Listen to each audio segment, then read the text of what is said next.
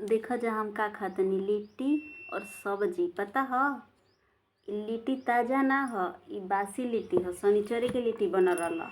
बासी लिट्टी 4 दिन के खा जाई रोटी, बाकी ताज़ा भात नहीं खा सकत। काहे कि तनी मोटा जाए। मोटाए से हमरा बड़ा एलर्जी ह, मोटाइल ना चाही ना।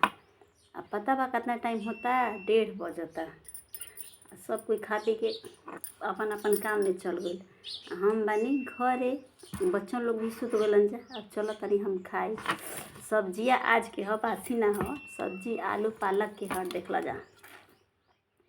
और लिट्टी तहनी लोग के खाए के बाबा की मत आवा लोग खाए, काहे कि बासी लिट्टी ह। कहबा लोग की बासी लिट्टी खियावती है। हमके तो बढ़िया लागेला। और इहो बात ह कि हम बासी और ताज़ा ना देखी ना। हमके भूख लाग जाला तो हम कुछ खा के पेट भर ली ना। ई नहीं कि हमरा भाव लगावे कि हम हई ना खाइम तो हम हऊ ना खाइम। हमरा इंग्लिश ना पादी ना। ई नहीं कि यही जे अपने घर कहीं भी जाई ना तो कहीं के हम बुराई नहीं कर सकत। जो भी मिल गई सामने खा ला। ई नहीं कि हम हई ना खाई ना तो हम हऊ ना खाई ना। ताज़ा और गरम से हमरा मतलब नहीं है। बस हमके अंदर भूख लग जाए के चाहिए। तो अभी हमके थोड़ा सा भूख नियर महसूस भइल ह। सोचल हनी कि खा ली जल्दी से, काहे कि कभी कभी ना भूख लागेला ना खाई ना तो फिर भूखे ना लागेला, मने ना करला खाए के, भुला जाई ना। ओने से कुछ अइहन मम्मी कुछ दे दिहन अमरूद तोड़ के, या तोड़ी ली तो मतलब बुलाए ली तो उनका संग अमरूद एगो दूगो खा लेम तो फिर खाना भुला जाई। फिर चाय टाइम हो जाई। 3 जब बजेला ना तो खाना खाना चाहे ना। 3 बजे के बाद फिर चाय हमके चाहिए। 2 बजे 3 बजे चाय चाहिए। जब चाय पी लेम तो खाना ना खाइम। तो ऐसे कहनी कि ना भूख लागल बा, जो भी खाए के बा एगो तो खा ला, कहीं ना कहीं शरीर पर हानिकारक मत कर दे। पातर के चक्कर में गो मत हो जाई। ऐसे कहनी कि ना खा ली। चावल भी बनल बा, बाकी चावल नहीं खा सकत।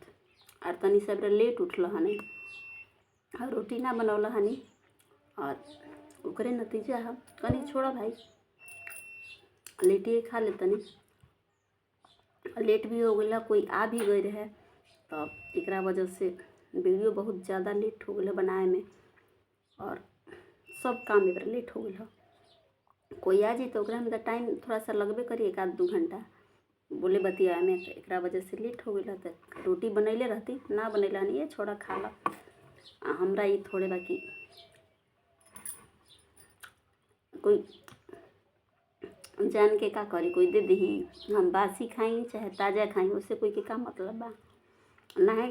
ये वीडियो कोई कोई के पास जाई तो बड़ा लोग मजाक उड़ाई कि बासी लिट्टी देखावती है।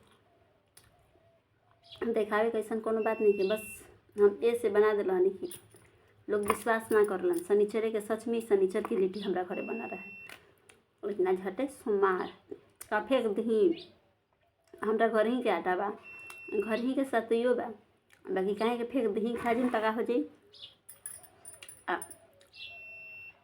थोड़ा ना एने रहे, फ्रिज में रहे। फ्रिज में से निकाल के गरम कर ले बानी और खा तनी। अच्छा लागता, बहुत टेस्टी लागता। तो हम ये लोग के बासी लिट्टी खाए के बाद आ जा। Bye by.